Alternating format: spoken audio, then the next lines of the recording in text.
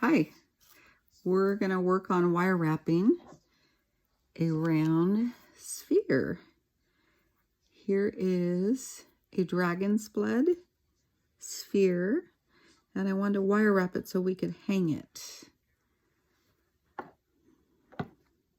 So for wire wrapping, let me put that there because it's rolling around. You're going to need some flat nose pliers,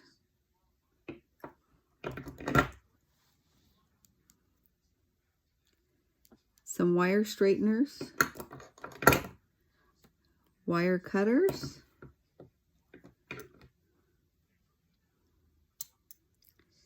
here's a little tool you can use to make the jump rings, needle nose pliers, and here's a small set of needle nose pliers. So what I've done is measure the circumference of the sphere, and it's about 2 inches. So I add 4 inches to that. So I need about 6 inches of wire. And normally I do 3 sets of wire if I'm going to be doing a small cabochon. But since this is a large round ball, I'm going to try using 4 sets of wire. So you go ahead and measure it out. Measure out your 6 inches.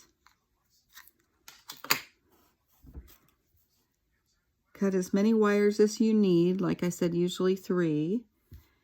And then you're going to straighten them. Now these are already straightened, but I'll show you how to straighten them.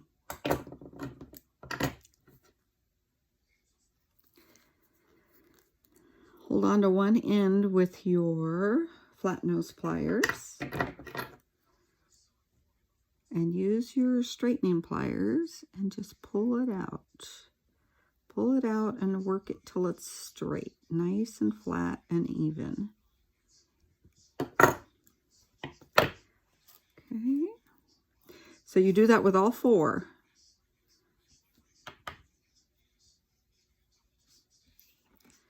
So I'm going to go to the center. I've got 3 inch of the smaller wire that you're going to wrap with.